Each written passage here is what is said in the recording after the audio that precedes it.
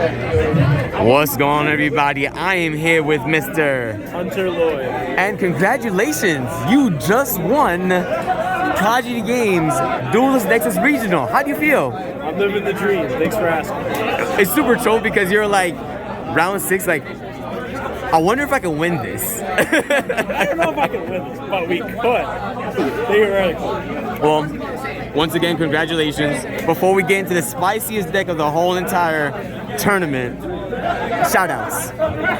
So this is a concoction that Bobby, Kenny, and I have been making for a while. I want to say thank you to everyone from Prodigy Games, Willie, Nikolai, Fidela. I want to thank Jad for letting me play a couple cards. Appreciate the man. Shout out to all my friends. All right, that's it though. All right, so what do you call this deck?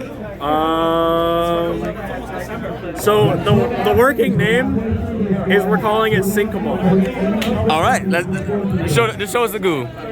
All right, so the theory is that you're the entire deck is all fiends, right? So you're all playing the best fiend discard outlets for all the furniture pieces, which is usually Whitebeard, Golden Hair, and then extenders. So you have Black Eyes, this guy, and this is the pseudo brick for the engine, but it's still playable by itself. The reason why it's really good as in this deck is because if your opponent goes first and they're playing a deck like Kashtira or Pearly or any of these types of decks, you activate either Shandrag or Stovey Torby. You discard either Whitebeard or one of these guys, and then you'll set the trap card, and this will trigger effect to summon from the deck, which will summon the brick. What that'll do is usually most people either make Little Noir or they'll make Beauty and you'll extend it from there. If you're playing against Cash, it's the best one because you end up going +4 to 5 when they start doing their combo, just based off unicorn. So they have to choose between outing a monster that gives that adds back infinite follow-up, the trap card, and a banish. So they have to do all of that with just nothing. That's mainly the Plunder engine. It's very smallish because you only really want to draw one Plunder card per hand because it's just how easy the engine is to get going. For lab cards, I play 2 of this one of this one. This is pretty much the dividing ratio at this point. I don't really play too many searchable trap cards for her.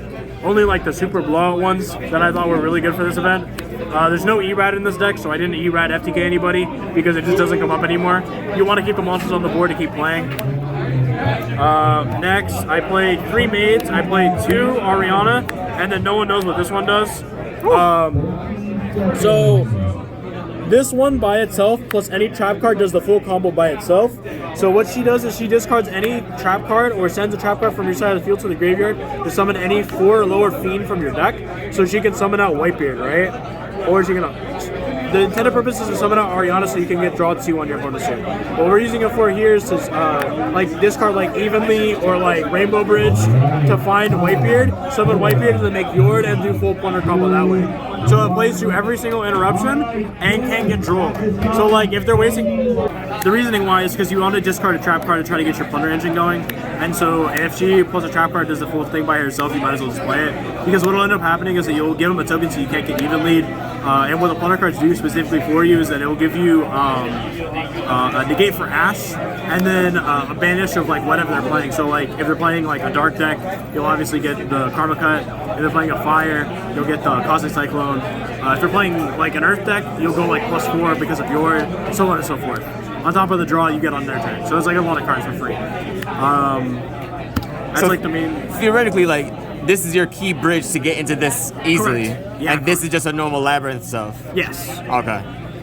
For furniture pieces, 3, 1. You never really want to play more than 1 coup block. You need to max out on these because you want to see if they go first, you want to see this. It felt good every single time I did it. I got shifted and then I would just chain this, throw these away. I happened 4 times. I would just do it every time. I would just body people because these cards theoretically play through shifter. Just easy enough to play through. For non-engine cards, I play a lot because the cool thing about both of these decks is that they work really well with non-engine, especially monsters that put themselves on the field. So Nibiru, really good. because you can bounce itself back, and then there's a lot of cheesy Plunder stuff you can do.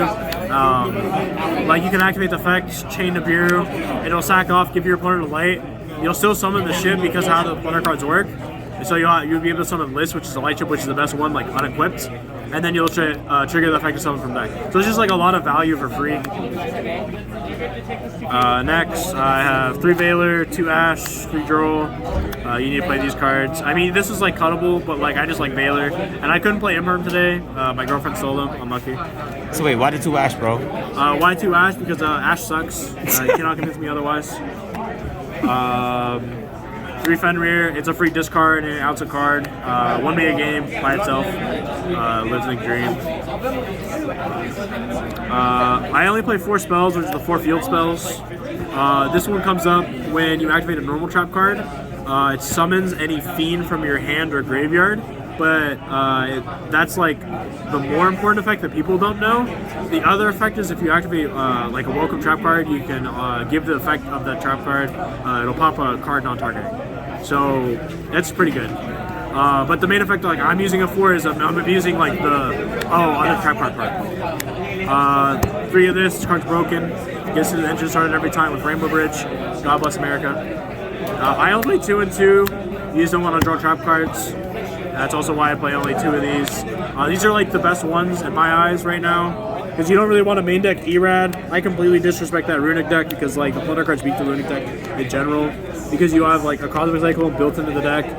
They can never like activate Flashing Fire or anything because you just chain to run away. So it literally doesn't matter for that deck. Worst case scenario, you can like bury your Kugan, I guess. It doesn't really matter.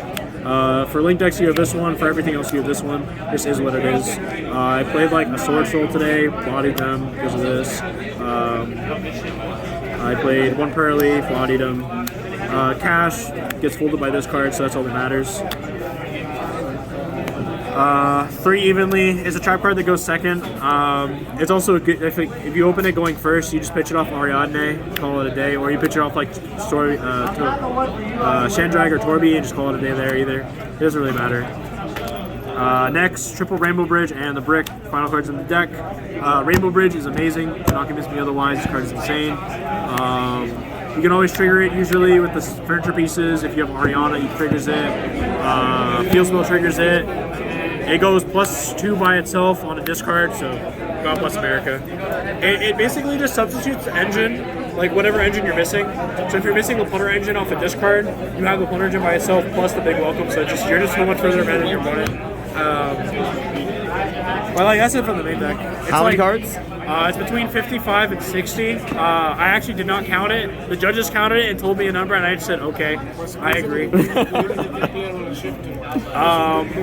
For extra deck, this extra deck is just like whatever.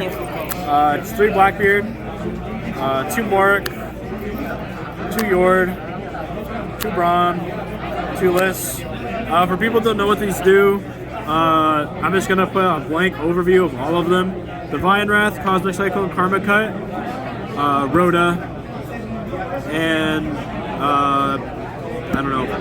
Draw a card? Jump ship onto any of these. Yeah, draw a card.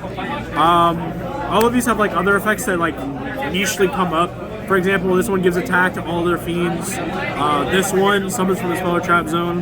This one's like Ding Gearsu. If a Plunder card you control be destroyed while it has material, you catch instead.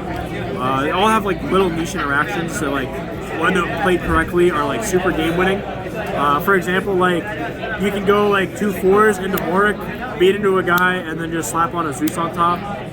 Usually that came up once today with the 2 Labyrinth girls. I did that exactly. I did that to a cash player. I just won the game because of it. The last 3 spots are like joke slots. I decided to play Super Point inside deck. I never activated it. Never wanted to see it. It just kind of sucked.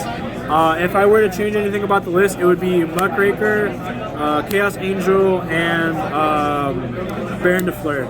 The reasoning why is because Lys is a level 8 Light Fiend, and Torby's a level 2 Dark. So basically what that means is that all of your ships from then forth will not be able to show up battle, but they're also unaffected by opponent's monster effects. So it's like Live the Dream, I guess.